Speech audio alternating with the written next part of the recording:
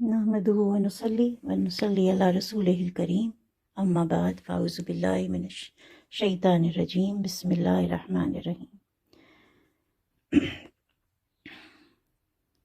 میں نے آج یہ ویڈیو بنانے کا اس لیے اہتمام کیا ہے خاص طور پہ کہ میں سوشل میڈیا پہ دیکھ رہی ہوں آج کل جس قسم کی بات چیت ہو رہی ہے، اور بہت صد افسوس کہ ہمارے جو سو کالڈ علماء ہیں جنہوں نے اپنے ناموں کے ساتھ مفتی اٹیچ کیے ہیں، اور ان کو شاید اسی بات کا فخر بھی ہے کہ بہت کچھ پڑھ لکھ گئے ہیں، مگر جو ان کی گفتگو ہے، جو ان کی زبان ہے، اس پر ان کا اپنا کوئی اختیار ہی نہیں ہے۔ وہ اتنی بے لگام ہے اور اتنی بری طرح چلتی ہے کہ ان کو یہ سمجھ ہی نہیں آتی کہ اللہ نے ہمیں کیا احکامات دیے ہیں۔ اگر ہم یہ سب پڑھ کے بھی ہمارے اندر تبدیلی نہیں آئی، ہم ایک اچھے انسان ہی نہیں ہیں، تو ہمیں اس علم کا کیا فائدہ ہے؟ اس سے بہتر تھا کہ ہم جاہل ہی رہیں۔ محمد قاسم بن عبد الکریم ایک ایسے انسان ہیں جو کہ انتہائی شریف النفس اور بہت ہی اعلیٰ اخلاق کے مالک ہیں۔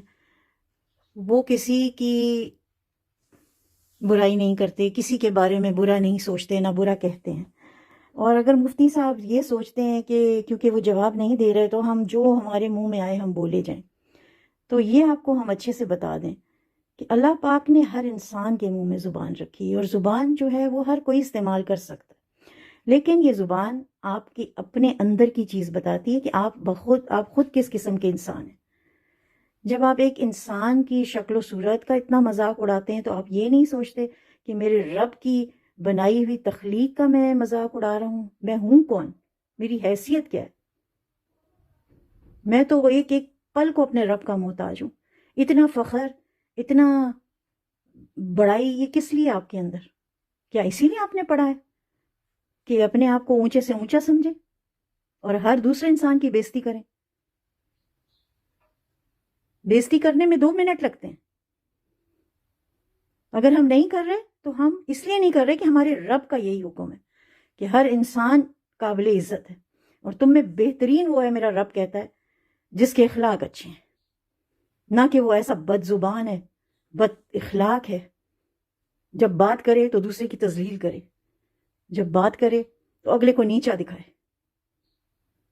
تمہارا کیا کام ہے اس قسم کی گفتگو کا؟ اگر تم لوگ اتنے اچھے مفتی اور علماء ہوتے تو آج اس قوم کی یہ حالت ہوتی؟ آج مسلمان اتنی پستی میں ہوتا؟ کہاں گیا وہ جذبہ جو مسلمانوں میں تھا؟ اب کہاں ہے وہ جذبہ؟ کیوں نہیں پیدا ہوا؟ مفتی تو بہت بن گئے، مسجدیں تو بھر گئیں، عمل والا کوئی نہیں رہا۔ اور جو ایک شخص جس کو اللہ پاک نے اس قابل سمجھا ہے، اس قابل وہ ہے کہ اس کو اللہ پاک نے 1000 سے زیادہ مرتبہ، اور نبی پاک نے صلی اللہ علیہ وسلم اس کو خوابوں میں ہدایات دی ہیں، آخر اس میں کوئی چیز ہوگی نا جو تمہیں نظر نہیں آتی، کیونکہ تم دیکھنا ہی نہیں چاہتے۔ تم سمن بکمن امیون بنے ہوئے ہو اور اپنے آپ کو بہت بڑا سمجھتے ہو کیا تم؟ تمہاری حیثیت کیا ہے؟ اگر محمد قاسم کچھ نہیں کہہ رہے تو اس کا یہ مطلب نہیں ہے کہ ان کے ساتھ کوئی نہیں ہے۔ ہم سب ان کے ساتھ ہیں، اور ہم عورتیں ہو کے بھی ان کے ساتھ لڑنا جانتی ہیں اچھے طریقے سے۔ اور تم جیسوں کو تو میں پہلے بھی حق کے لیے لڑی ہوئی ہوں، مجھے پتا ہے کس طرح میں نے ڈیل کرنا ہے تم لوگوں سے۔ یہ نہ سمجھو کہ وہ اکیلا ہے، اس کے ساتھ بہت سی مائیں، بہنیں، بیٹیاں ہیں۔ اگر اتنی تم لوگوں کے پاس ہوتی، اتنے اچھے علماء ہوتے، تو آج ہم سب کا یہ حال ہوتا۔ شرم سے ڈوب مرنے کا مقام ہے۔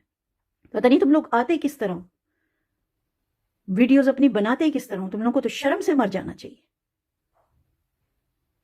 یہ تمام ان علماء کے لیے ہے جو حد سے زیادہ بدتمیزی سے پیش آ رہے ہیں، ساری محنت اپنی بھی پانی میں بہا رہے ہیں۔ کسی نے تمہیں یہ حق نہیں دیا کہ کسی انسان کی تذلیل کرو، وہ تمہارے برابر انسان ہے، بلکہ تم سے کئی کئی کئی گنا اچھا ہے۔ صرف بس کہ اس کی داڑھی نہیں ہے، بس کہ وہ کرتا پجامہ نہیں پہنتا، اس نے پگڑی نہیں باندھی ہوئی، تو بس وہ انسان نہیں ہے، پھر تم جو مرضی اسے کہتے رہو. شیطان سے کم نہیں ہو تم لوگ، بڑے بڑے بڑے شیطان ہو. کاش کہ تم لوگوں کی سمجھ میں آتا کہ حضور صلی اللہ علیہ وسلم جب معراج پہ تشریف لے گئے تو عالموں کی زبانوں کو کینچیوں سے کاٹا جا رہا تھا. کبھی پڑھا ہے یہ؟ کیوں؟ کہ جو بات کہتے تھے وہ کرتے نہیں تھے، عمل تھا ہی نہیں. ایسی بات کرتے کیوں جو عمل نہیں کرتے؟